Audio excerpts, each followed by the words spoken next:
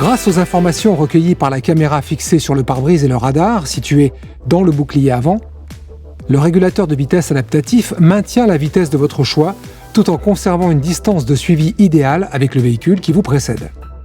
Si la distance de suivi se réduit et n'est plus suffisante, votre véhicule va alors ralentir sans action de votre part sur la pédale de frein. Dès que la distance de suivi sera de nouveau suffisante, votre véhicule reviendra à la vitesse de régulation que vous aviez définie. Pour mettre en service la fonction, appuyez d'abord sur ce bouton. La fonction est activable de 0 à 170 km/h. Ce témoin s'allume et le message Régule adaptatif ON apparaît au tableau de bord, accompagné de tirets pour signifier que le système est en attente de mémorisation d'une vitesse de régulation. Une fois la vitesse souhaitée atteinte, pressez l'un de ces contacteurs. La fonction est alors activée et la vitesse actuelle mémorisée. Elle apparaît en vert au tableau de bord, accompagnée de ce témoin. Notez que la vitesse minimum pouvant être enregistrée est 30 km/h. À tout moment, vous pouvez modifier la vitesse de régulation en appuyant successivement sur plus ou moins jusqu'à obtenir la vitesse désirée. Notez que lorsque le régulateur est activé, une distance de suivi est toujours activée par défaut. Elle correspond à un temps de suivi de 2 secondes et s'affiche en vert au tableau de bord. Il est possible de régler la distance de suivi avec le véhicule qui vous précède en appuyant plusieurs fois sur ce contacteur. Les barres de suivi horizontales apparaissant au tableau de bord correspondent à la distance souhaitée. Plus la barre est loin de votre véhicule, plus le temps de suivi est long. 2,4 secondes environ pour une distance longue à 1,2 secondes environ pour la distance de suivi la plus courte.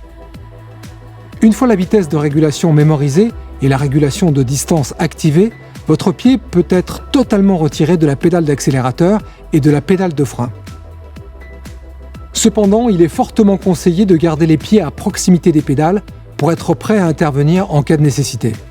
Si la caméra et le radar détectent un véhicule devant vous, celui-ci apparaîtra sur le tableau de bord. Lorsque vous vous rapprochez d'un véhicule roulant plus lentement que vous sur la même file, votre vitesse s'adapte à la sienne pour respecter la distance de suivi que vous avez sélectionnée. Si le véhicule qui vous précède accélère, votre véhicule accélère aussi jusqu'à atteindre à nouveau la vitesse de régulation choisie. Le régulateur adaptatif Stop & Go est une véritable assistance à la conduite dans les embouteillages. Lorsque le véhicule devant vous décélère et s'arrête pour ensuite repartir, votre véhicule est capable d'en faire autant, sans action de votre part sur les pédales. Si le véhicule devant vous redémarre en moins de 3 secondes, votre véhicule redémarre automatiquement. Si le redémarrage se fait entre 3 secondes et 3 minutes, une simple pression sur l'accélérateur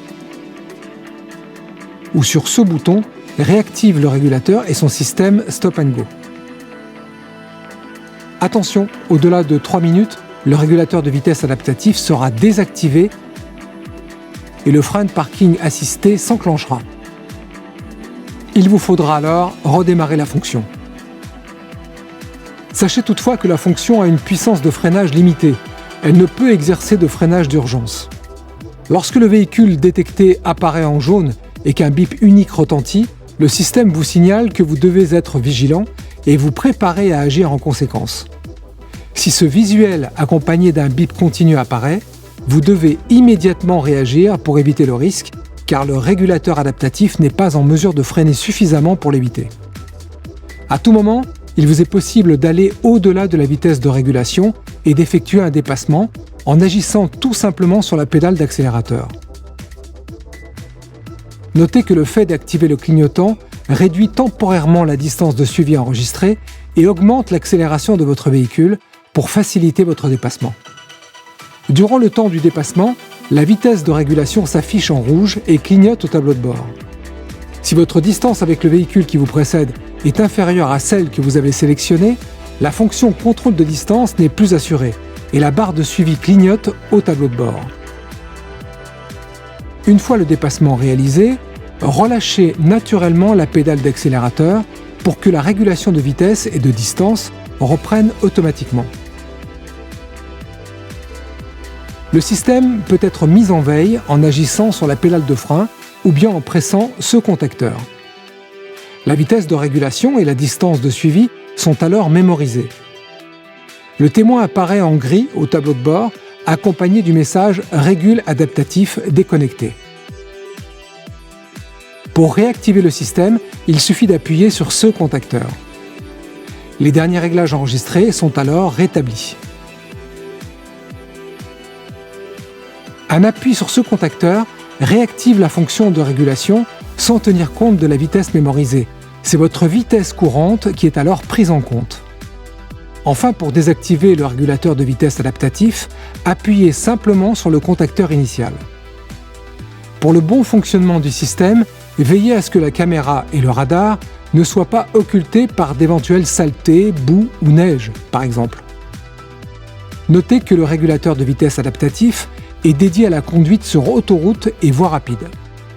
La fonction peut être temporairement perturbée lorsque la visibilité de la route est mauvaise ou qu'elle comporte des virages en épingle. La caméra et le radar ne détectent que les véhicules roulant dans le même sens que vous. De plus, vous devez désactiver le régulateur de vitesse adaptatif si vous tractez une remorque. Enfin, gardez à l'esprit que cette fonction est une aide supplémentaire à la conduite qui ne doit pas remplacer votre vigilance de conducteur. De manière générale, adaptez toujours votre vitesse aux conditions de circulation, indépendamment des indications du système.